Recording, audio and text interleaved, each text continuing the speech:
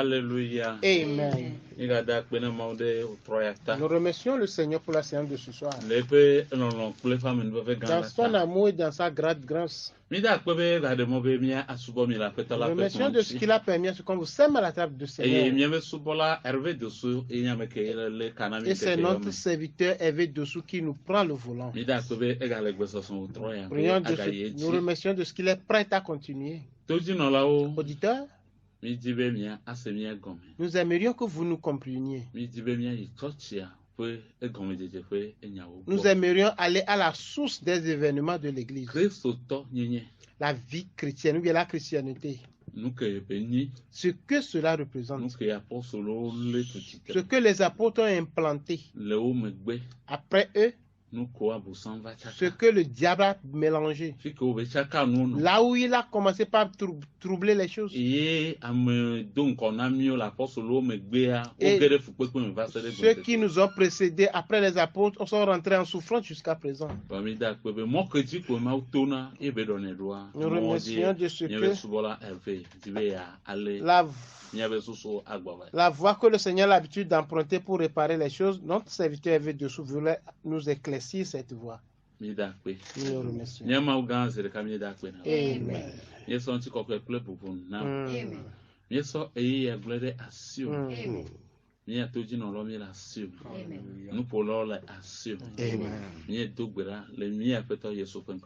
Amen. Amen. Oui, et je vous salue encore. C'est votre serviteur Hervé Dessous. Je sais que vous êtes là encore branché à nous écouter. Et je sais aussi que vous nous compreniez que nous ne sommes pas des adversaires. Mais nous sommes les collaborateurs dans l'œuvre de la reconstruction de l'Église de Dieu, dont l'édifice paraît être détruit suite à un événement dont nous avons relaté et dans la séance passée. Et nous disons qu'à partir de l'an 1300, les racines qui sont dans la terre, les racines qui étaient dans la terre, quand ils sentaient la pluie tomber, d'après l'œuvre de nos prédécesseurs comme John Wycliffe, la racine a commencé par germer. Les autres ont pris. Et nous allons parler de Martin Luther. Nous allons parler de John Wesley. Et nous sommes arrivés au mouvement du vent pentecôtiste. À partir de 1900. Nous avions promis que après les 1900, là, c'est-à-dire après les événements du pentecôtisme, il y a encore des petites difficultés dont nous allons chercher à vous en parler. Nous disions que dès le début, dès l'aube des années 1900, il y avait un monsieur qu'on appelle Charles Fox Parham. Et l'avant passé aussi, j'ai parlé de ce qui concerne les intellectuels dont je parlais. Ce que j'appelle par intellectuels, ce n'est pas ceux qui ont des doctorats en médecine ou bien de quoi que ce soit. Ça concerne uniquement ceux qui savent lire et comprendre, ceux qui peuvent chercher dans les internets. C'est vous, j'appelle les intellectuels. Alléluia. Amen. C'est pourquoi je vous parlais d'un certain monsieur Charles Fox Parham. Il était l'un des précurseurs. Précurseur. Celui qui aussi, dans l'œuvre de la reconstruction de l'Église, il a servi un grand rôle. Il était un pasteur méthodiste qui en parlant de ce que l'Église vise dans les jours à venir, c'est-à-dire d'après ce que les prédécesseurs ont enseigné jusqu'à John Wesley, qui est père fondateur de l'Église méthodiste.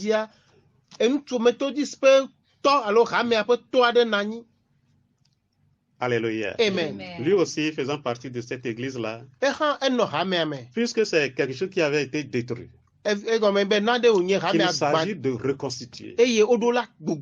L'église, l'édifice avait été détruit.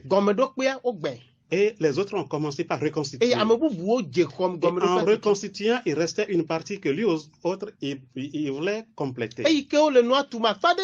C'est-à-dire les manifestations des œuvres du Saint-Esprit. Le monsieur commençait à enseigner à l'église que l'église manque encore quelque chose. C'est-à-dire l'église manque de la puissance du Saint-Esprit. L'église manque de la présence du Saint-Esprit. C'est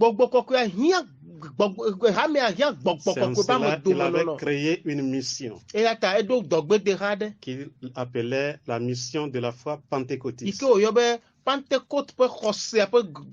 Cette mission a connu un grand développement. Dans toute l'Amérique, il y avait ce mouvement-là. Nous avions parlé qu'un jeune homme qu'on appelait William Seymour, en entendant parler de l'école, lui aussi il avait souhaité aller à l'école là. Et puisqu'il y avait problème de ségrégation raciale, on n'a pas toléré à notre grand frère d'avoir accès à l'école là. Et il suivait les cours par les COSRA.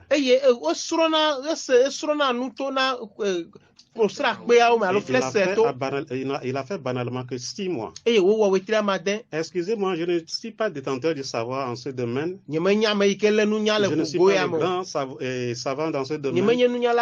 Seulement, je sais que ton pasteur peut le savoir. Mais peut-être toi, tu ne le sais pas. Je suis juste là pour te faire un rappel. Pour te dire la source de ce qu'on appelle aujourd'hui le vent pentecôtiste. Alléluia. Et puis l'école avait été créée par ce monsieur, le pasteur Charles. Et lui, c'est lui qui il avait une vision. C'est-à-dire, il voit de loin que l'église manque de la puissance du Saint-Esprit. Il a enseigné à un certain groupe de personnes à leur dire que l'église manque encore de quelque chose. Et quand notre frère William Seymour a pu avoir accès à ces informations, il a fait banalement que 6 semaines. Et puis il est parti. Mes amis, notre grand frère avait une grossesse dans son ventre. Il avait un fœtus dans son ventre. C'est-à-dire qu'il ne peut pas dormir comme les autres. Il sentait le besoin crucial que l'Église doit encore revoir son identité. Et au même moment, il y avait aussi un jeune homme qu'on appelle Frank Bethlehem. Les deux sentaient les mêmes besoins. Lui, autres les écrits ont relaté qu'il ne pouvait même plus manger ni dormir. J'ai parlé de lui lors de la séance passée. Il disait que lui, sa formule, si les grains ne tombent pas dans la terre, il reste seul. Mais quand il tombe dans la terre, quand il meurt, il germe. Après, il porte des fruits. Ainsi, il n'est plus seul. Mais il devient beaucoup même. C'est pourquoi lui, il dit, même s'il meurt, ce qu'il attend va venir un jour. Alléluia. Amen. Je vous avais lu l'une de ces formules puissantes. Et puis, Dieu qui dit, demandez, vous recevrez. Cherchez, vous trouverez. Les frères cherchaient. Ils cherchaient. Et nous vous disons qu'à partir de 1904, les choses ont changé de données. Et à partir de 1906 même, on nous relatait ce qui s'est passé dans un endroit qu'on appelle Azusa Street. C'était seulement dans un ancien bâtiment des églises baptistes où les frères se réunissaient. Les écrits nous disaient que c'était pareil à ce qui avait été passé au temps de Pentecôte, au temps des apôtres. En regardant la ville de loin, c'était comme tout un feu en train de descendre. Tout ce qui venait de loin, ils avaient l'expérience effective de l'Esprit de Dieu. Y compris les pasteurs même méthodistes qui avaient été invités. Nous vous disons que le milieu était devenu le centre de la terre.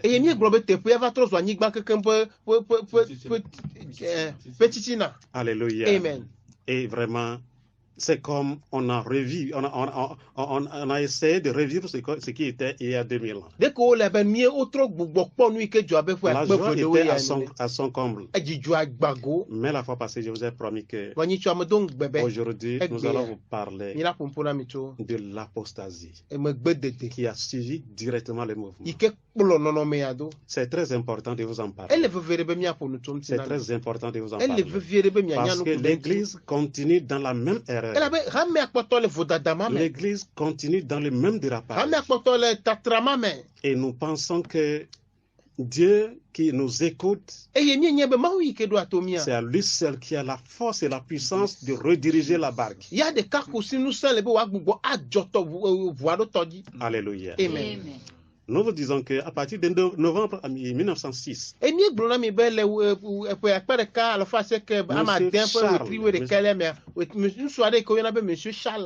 qui avait créé les écoles, qui enseignait la probabilité de revivre ce qu'est le Saint-Esprit.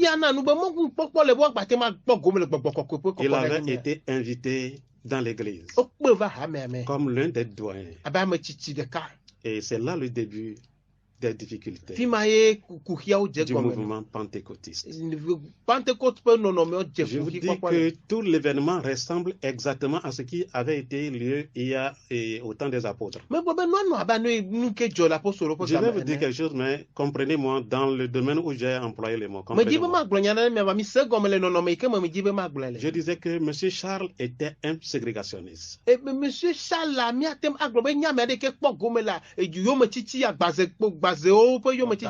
Très bien. Il était un très partisan de la ségrégation raciale. Or, au contraire, M. William Seymour était un afro-américain. Il était un noir. Il avait souffert de ce mouvement de racisme. Et il était contre ce mouvement. Mais il y a maintenant deux choses différentes qui ont un tronc commun. Les deux cherchent la présence du Saint-Esprit. La vision, ils avaient la même vision qu'on a besoin du Saint-Esprit. Mais c'est pour vous dire que quant à ce qui concerne la révélation du mouvement, M. Charles n'en a pas.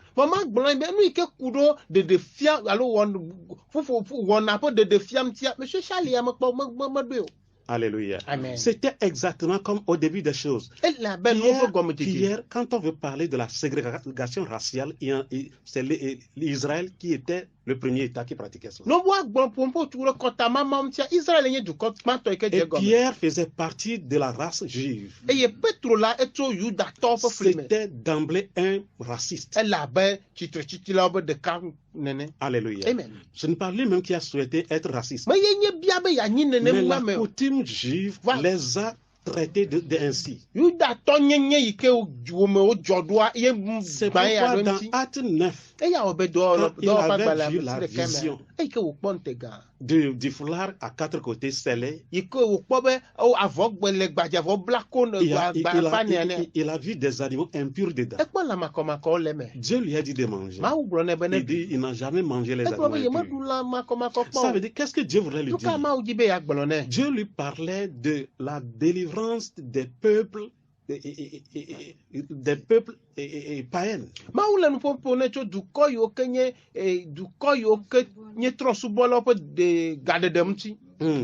Mais il a vu une vision. Mais quant à ce qui concerne la révélation du travail, là, il n'en a pas.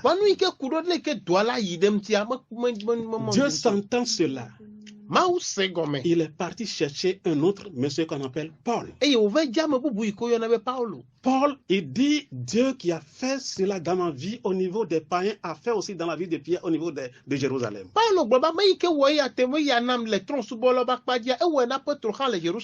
Pourquoi je relatais ceci? Quand Pierre savait qu'il n'avait pas la révélation de ce qui concerne le salut des païens, il avait laissé la mission là à Paul de diriger. Parce que c'est lui qui avait la révélation. Mais ce n'était pas le cas au temps de 1900 quant à ce qui concerne M. Charles. Le monsieur avait été invité à Azusa Street. Et à un moment donné, qu'est-ce qu'il a enseigné? Il dit, premièrement, là où ça m'a un peu touché et énervé. Il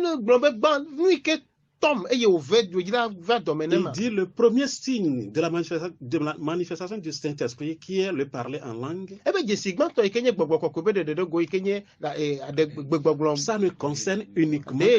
Ça ne concerne uniquement que la race blanche. C'est eux seuls qui peuvent parler en langue. Et deuxième position, il dit que les mouvements de manifestation du Saint-Esprit dont et l'autre parlait. Quand lui, il est venu en assistant aux choses, il dit que M. William a conduit les gens dans les dérives. Mais M. William il traite même d'un diabolique. Et ceci devenait un problème de dissension au sein de l'Église. Quel était le problème? William Simon disait que Dieu a créé les hommes égaux. Il ne doit pas avoir de différence au niveau de que la manifestation du Saint-Esprit n'a pas égard à la couleur de la peau. Alléluia. Amen. Alléluia. Amen. Il disait que Dieu n'a pas besoin d'un grand pour se manifester. Mais les plus faibles peuvent être utilisés par le Seigneur. Ce qui est le contraire de ce que M. Charles enseigne. Je vous dis que ça devenait un problème. En ce temps-là, il n'y avait pas les grands podiums que nous dressons aujourd'hui. Le monsieur disait, on n'en a même pas besoin. Il n'y avait pas les grands noms. On s'appelait seulement frère. Monsieur Battleman écrivait. Quand les grands étaient venus, quand les grands pasteurs étaient venus, il ne leur donnait pas la place là. Il avait cherché, ils avaient cherché les places là, mais ils ne l'ont pas trouvé. Ils disent que les places réservées n'étaient pas là en ce temps-là. Je vous cite qui disait que c'est après apostasie du mouvement que les classes de noblesse, l'aristocratie est rentrée dans l'église.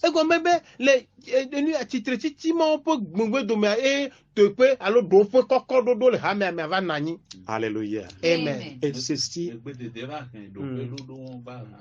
et ce mouvement avait été soutenu par M. Charles, qui mettait un groupe au-dessus des autres, qui prônait le racisme dans l'église. Alléluia. Amen. Ceci arrivait à un moment donné, Monsieur William Joseph n'en pouvait plus. Monsieur William Joseph, nous disons que les murs de l'enceinte avaient été fermés pour que M. Charles n'ait plus accès à l'église. C'est ici le début de l'apostasie du mouvement pentecôtiste. Ce que nous voyons aujourd'hui, Les pasteurs se permettent de s'appeler des révérends. Barthélemy disait que ceci était revenu après l'apostasie du mouvement. J'ai cherché le mot révérend dans la Bible. Je n'ai trouvé que 4 passages. Dans Lévitique 19. Dans Lévitique 26.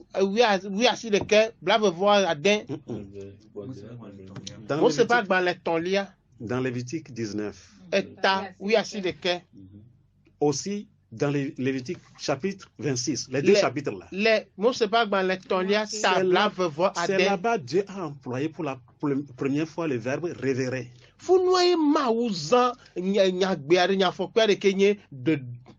Révérer. Vous allez révérer mon sanctuaire. Le deuxième mot est utilisé en Acte 17. Et c'est l'apôtre Paul qui a utilisé ça. Il dit Dieu que vous révérez sans avoir connu. Ça veut dire que révérer s'emploie à Dieu. Le troisième passage et le quatrième est dans Acte 19. Où Démétrius disait que disait que le temple d'Éen que vous avez tous révéré, ça veut dire que le mot révérend, révérer ne s'emploie que aux choses divines. C'est un titre divin. Pour la première fois que les hommes s'attribuent ce titre, c'est au niveau de l'église anglicane. C'est-à-dire l'église catholique indépendante de l'Angleterre.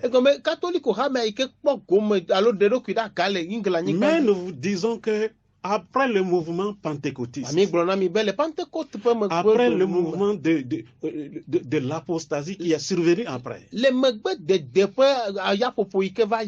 en ce temps-là, il y a pratiquement 3 mouvements. Le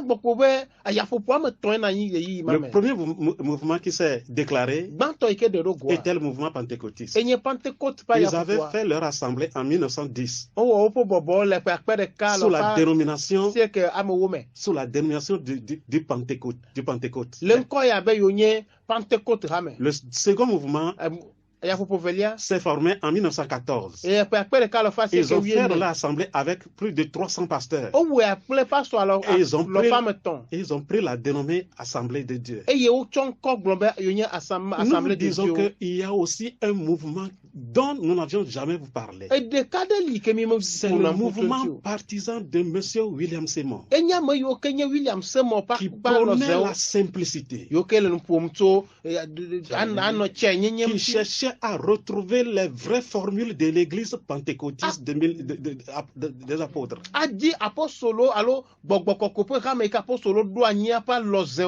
Alléluia. Amen. Alléluia. Amen. Je vous avais dit au début que nous voudrions vous parler de qui nous sommes. Il y a des gens qui pensent que nous sommes un ministère fondé par le pasteur Dosso, le pasteur Vignon. Vous leur demanderez, ils vous diraient non. Ils n'ont pas fondé une église comme ça. Nous avons notre genèse depuis le mouvement pentecôtiste de William Seymour. Et nous avons nos branches partout dans le monde. En Afrique partout. Nous ne sommes pas un groupe donné fondé sur un ministère de quelqu'un. Parce que nous savons que l'église, ce qu'on appelle église, il y a des critères qui définissent ce qu'on appelle église. Quand vous regardez dans un état donné, chaque société a des critères. Tu ne peux pas te présenter devant un État que tu as une société et que l'État ne va pas te demander de montrer les critères qui te permettent que tu as une société. Chaque entreprise a ses critères, ses statuts. C'est pour vous dire que ce qu'on appelle Église, l'Église a ses propres statuts. L'Église a ses propres. L'Église l'église a ses propres fondements. Ce que nous appelons aujourd'hui par église, moi je veux dire que ce sont des habits de langage. Ce ne sont que des communautés où les gens se sont regroupés. Pourquoi je dis que ce sont des communautés? Parce que c'est des institutions qui ne répondent pas aux critères divins. Alléluia. Amen. Alléluia. Amen. Permettez-moi de vous parler un peu de ce que Dieu appelle par église. L'église n'est pas seulement les 4 murs que nous voyons. Ce qu'on appelle tabernacle. Ce que nous appelons pas édifice. Alléluia. Amen. À la genèse des choses, Moïse ne s'est pas levé comme ça et dit aux Juifs, prenez, nous allons chercher à faire quelque chose. La hauteur sera telle mesure, longueur telle mesure. Moïse n'a pas fait comme ça. Mais dans Exode 30, nous allons un peu lire dans Exode, nous allons lire Exode 25 à partir du verset 8. C'est pour vous dire que ce que les frères William Simon et Barthélemy ont voulu fonder, ils ont voulu fonder une église selon ce qui est dans le monde spirituel. Nous vous disons que les puissances de ce monde peuvent chercher à détruire un édifice, mais ils ne peuvent pas détruire l'église de Dieu. Parce que c'est une chose qui existait dans le monde céleste. Et on a dit à Moïse de représenter ce qui est dans le céleste sur la terre. Si les hommes veulent détruire, ils ne peuvent que détruire ce qui est sur la terre. Mais ce qui est dans le monde céleste, ils n'ont pas la force de la détruire. C'est pourquoi même s'ils détruisent l'édifice, ce qui est dans le lieu céleste va se révéler un jour. Va se révéler un jour. C'est ce que les autres ont commencé à partir de 1300. Jusqu'à 1900, l'œuvre continuait. Mais quel que soit le vent d'apostasie, quel que soit les déraillements, nous vous assurons que notre Dieu est vivant. Celui qui a montré le modèle à Moïse, il est toujours vivant. Il va continuer par montrer le modèle à ses fidèles qui seront fidèles à lui. Ils ne feront pas comme les autres. Réunir les gens à titre de business, réunir les gens à titre de commerce. Nous n'allons pas le faire. Nous n'appelons pas ces choses-là église, parce qu'ils ne répondent pas aux critères de ce qu'on appelle. Alléluia. Amen. Nous disons que peut-être dans les 10 dernières minutes, si nous allons demander aux techniciens d'ouvrir l'antenne, si vous avez des choses à nous donner comme contribution, nous sommes disponibles. Nous voulons lire un peu ce que Dieu a fait, le commencement des choses que Dieu appelle par église, ce qu'on appelle par tabernacle. Ça veut dire qu'aujourd'hui, nous ne sommes pas d'accord à ce qui se passe quand quelqu'un réunit les gens pour faire ses propres business. Il l'appelle par église. Mais nous disons que l'église est une chose céleste qui a ses dimensions bien précises, qui a ses critères bien précis. Notre sœur va nous lire Exode 25 à partir de verset 8.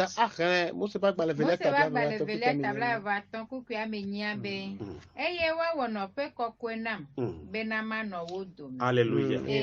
La formule n'est pas l'inverse. La première chose est de me créer un sanctuaire, un lieu saint. Et après, je vais venir rester. Quand les apôtres savaient cette formule, que la première condition, c'est de construire ce qui est digne à Dieu. Si ça ne répond pas aux critères, Dieu ne vient pas. Alléluia. C'est ça le secret de ce qu'on appelle église. Quand les gens se lèvent aujourd'hui, ils font tout. Ils mettent le nom de Dieu dessus. Dieu ne viendra pas parce qu'on a mis son nom là-bas. Mais Dieu va venir quand les choses répondent aux critères de ce qui est dans le royaume céleste. Alléluia. Sœur, continue pas à nous lire. Première condition, il dit, faites-moi un lieu, après je vais venir faire quoi? Alléluia.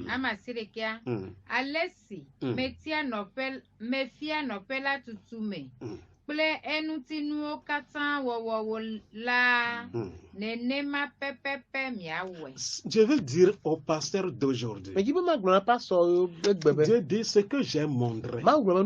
C'est exactement ce que vous allez faire. Alléluia. Amen. Si nous avons de l'amertume par rapport à certaines choses qui se commettent aujourd'hui dans la maison de Dieu, nous connaissons ce principe de Dieu que s'il y a des choses qui nous n'ont pas le nom de Dieu, Dieu ne vient pas. Parce que nous vous aimons. Nous voulons que Dieu habite au milieu de nous. Que nous vous disons que tout ce qui nous n'ont pas le nom de Dieu, ôtez-les du milieu de vous. Pour que Dieu puisse habiter au milieu de vous. Au cas contraire, Dieu lui ne viendra pas. Mais vous aurez un autre esprit. Alléluia. Un esprit qu'on appelle esprit d'apostasie, animé par l'ange de lumière. Alléluia. Amen.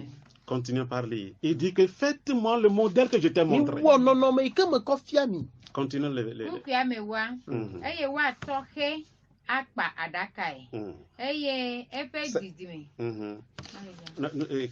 Tu vas continuer avec le verset Exode 26, à partir du verset 1.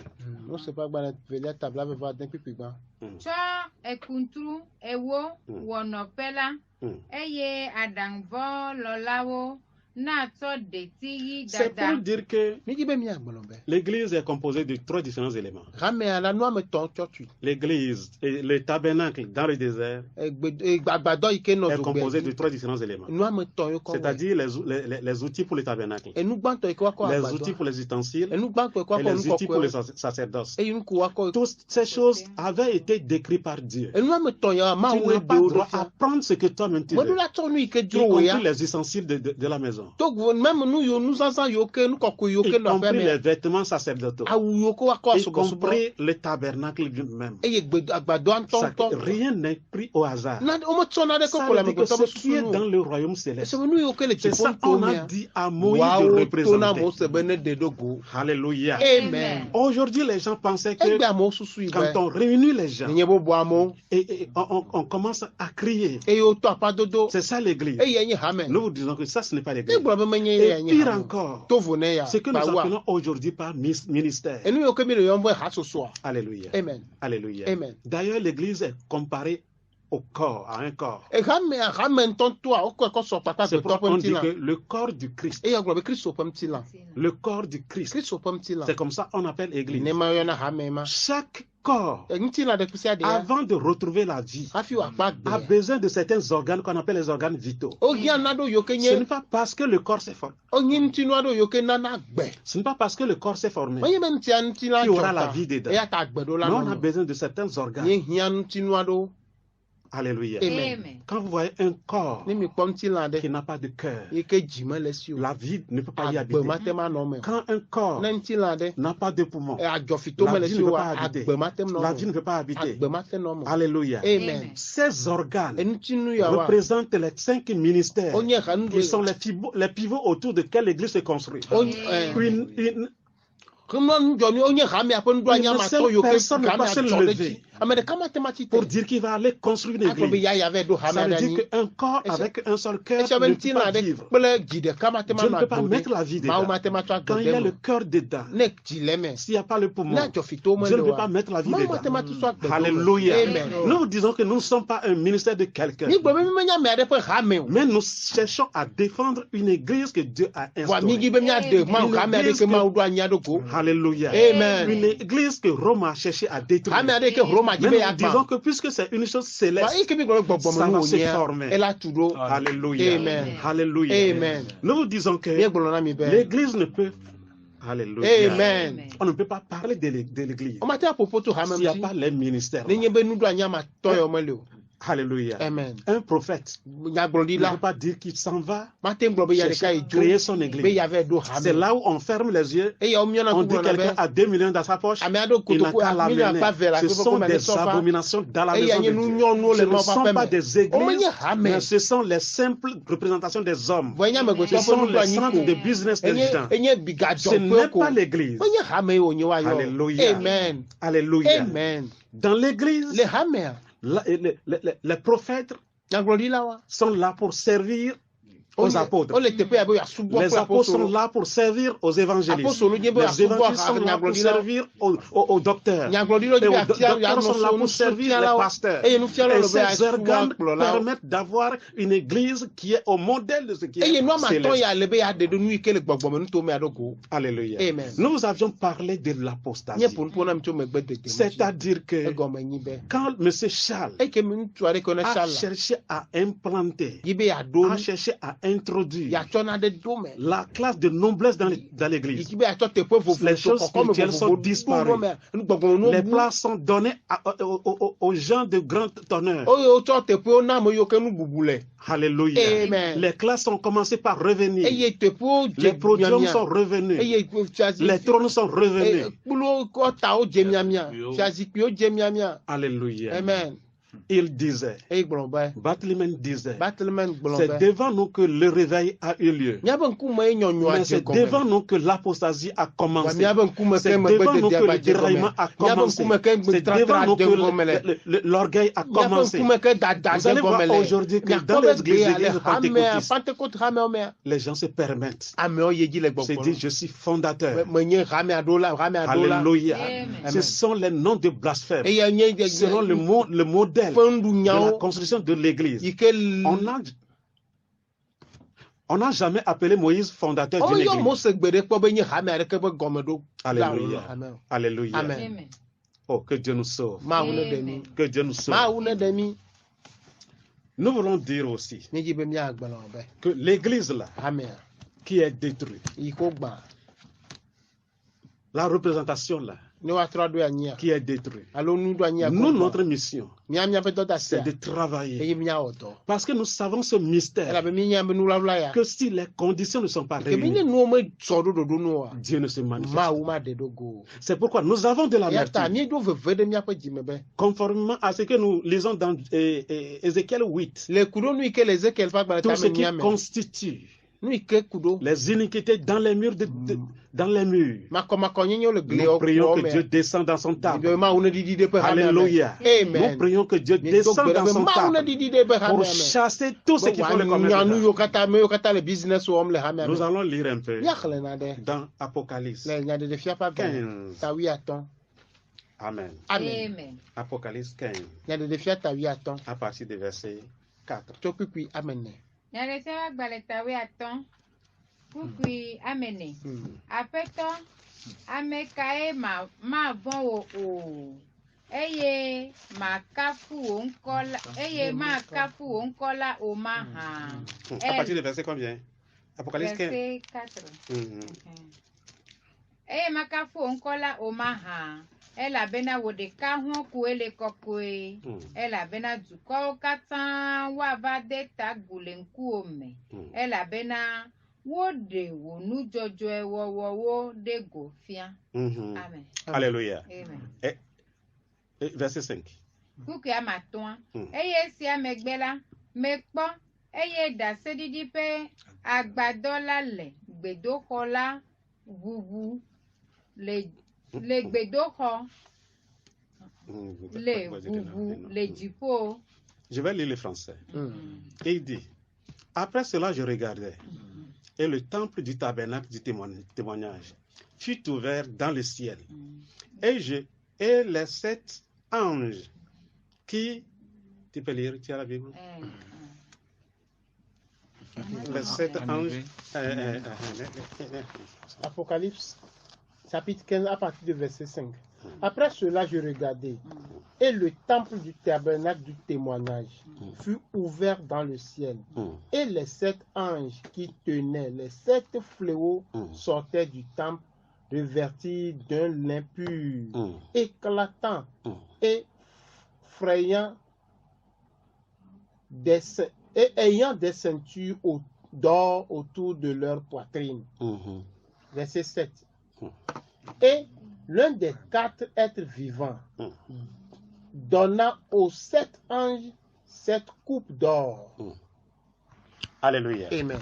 C'est de cette église, c'est ce tabernacle, que quand les enfants de Dieu vont commencer par poser les jalons, vont commencer par poser les bornes, jusqu'à ce que ce temple soit formé, ce qui est dans les cieux là.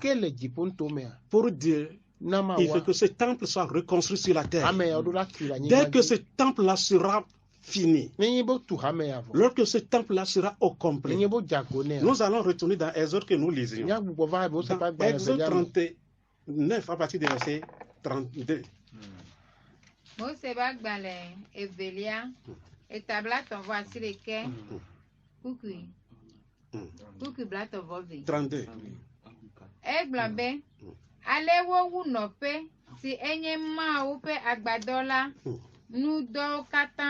Tout ce que Dieu a demandé. Les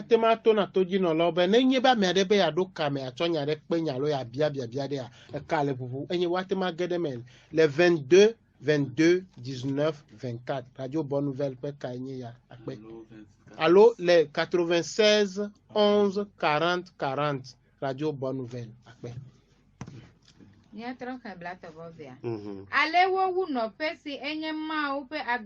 Ça veut dire que le tabernacle qui est dans les cieux, quand nous allons finir par répondre à tous les critères, c'est une obligation à Dieu. Dès que la représentation là est faite, selon les mesures données, Dieu va se révéler sur la terre.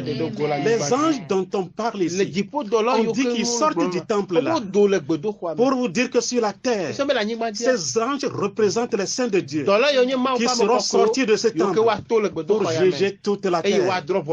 C'est ça notre attente. Si nous sommes zélés contre les désordres dans l'église, parce que nous savons ce principe de Dieu, que dès que l'église comporte ce désordre-là, selon ce que nous venons de lire ici, on dit que quand le tabernacle fut dressé, quand le temple fut construit. Lisez-nous ce que Dieu a dit.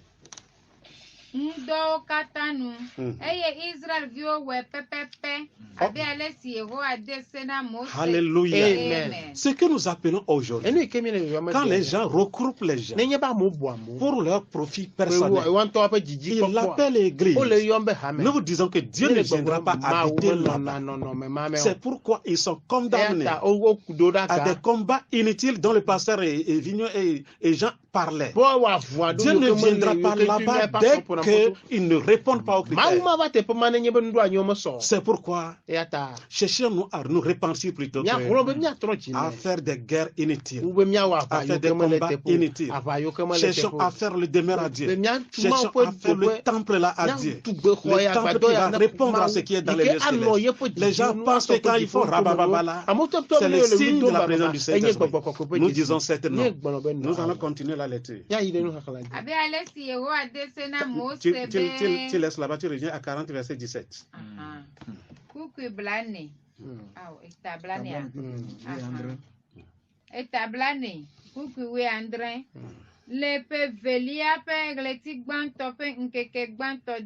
Ça veut dire qu'ils ont pris 2 ans pour reconstruire le temple. Pour construire ce que Moïse a vu dans le céleste, le représenter en image, le représenter en matériel. Ils ont pris 2 ans. Ils l'ont fait selon le modèle. Exactement. Non pas à peu près. L'église n'est pas à peu près. Ce n'est pas ce que tu veux. Ce n'est pas ce que toi tu désires. Mais selon ce qu'on t'a montré. Ce qui est dans les cieux. L'église est une chose céleste. Et dès que nous allons réussir à l'obtenir sur la terre, Dieu va se révéler. Continuons par lire. 40 verset 33.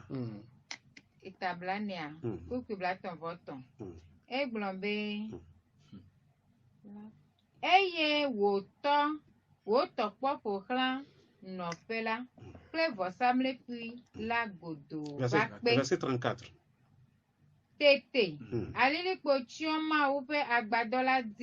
Quand vous lisez 33, on dit qu'ils avaient achevé le travail.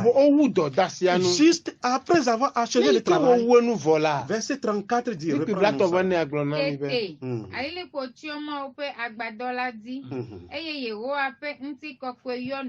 Alléluia. Si nous sommes aigris contre certaines choses, c'est parce que nous savons que dès que nous allons réussir, l'église sur la terre, ce n'est pas forcément l'église du pasteur Vignon ni du pasteur mais l'église de Dieu qui est sur la terre. Alléluia. Quand nous allons réussir à poser les jalons, les fondements, c'est pourquoi nous avions dit que quand Rome a réussi à détruire les fondements. Alléluia. La reconstruction était problème. Parce qu'il sait que dès que la construction là est faite, il est obligatoire à Dieu de venir habiter dedans. Et c'est là-bas que les juges de la terre vont sortir. C'est là-bas que les anges vont sortir. C'est pourquoi sa mission est que quand on construit, il est détruit. Quand on construit, il est détruit. Puisqu'il est implacable, nous les saints, nous aussi nous sommes des lutteurs implacables. Nous n'allons pas nous fatiguer. Nous allons continuer à parler. Nous allons continuer à mettre la lumière sur tout ce qui est ignominé dans l'église, tout ce qui est désordre dans l'église. Nous allons continuer à crier. Nous allons dire à nos collègues pasteurs ce qui ne va pas. Nous allons le dire. Nous ne faisons pas amitié, mais nous sommes amis avec Christ. Alléluia. Amen. Amen. Amen.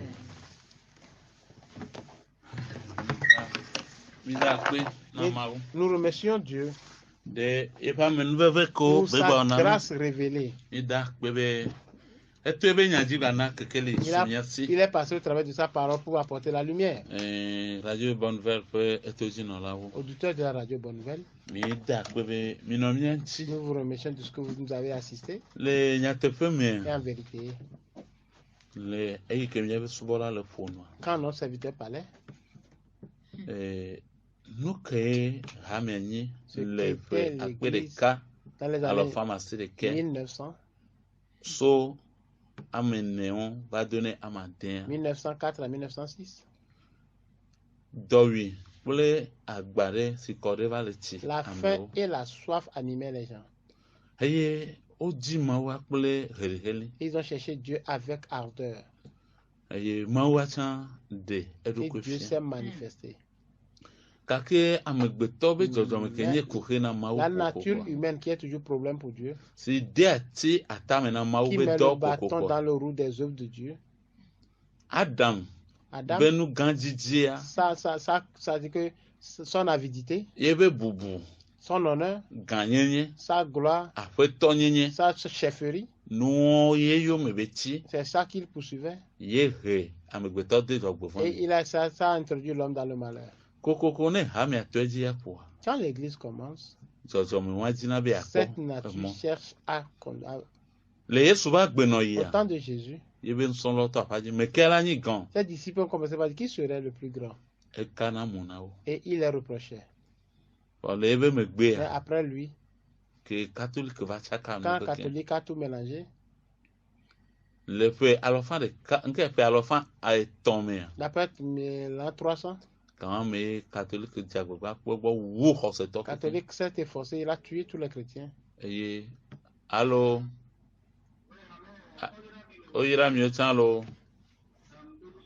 Amen.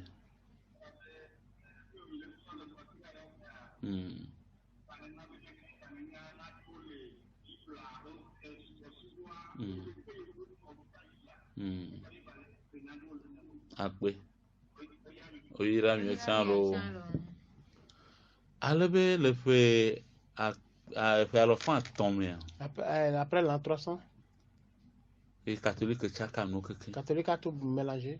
Il a l'église à autre chose. ou bien l'adoration à autre chose. Quand Jean commençait par naître là-dedans, c'est comme ça a été établi. C'est là la tromperie qui dit que l'église catholique est la première église à commencer. C'est une église qui a bouleversé les enseignements des apôtres. Et notre serviteur disait, c'est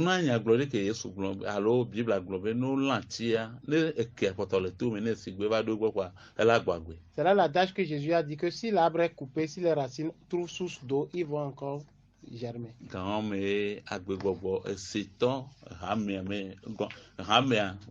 C'est là l'église a commencé par avoir accès aux sources d'eau. Et beaucoup se sont levés. Voilà. Le grand réveil que les églises pentecôtistes ont eu, ce qu'ils ont tous jeté, quelques jours plus tard, d'autres l'ont encore cherché. Où est-ce qu'ils l'ont trouvé? C'est près de l'église catholique. C'est ce système qui régénère dans l'église. Dieu va le briser. Dieu va rebâtir son église. Vos auditeurs de tous les mercredis.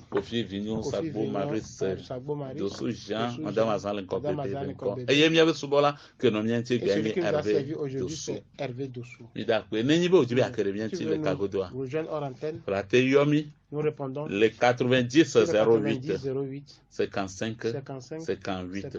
Allo 99 19 83 28. Après toi, Amen. Amen. Amen.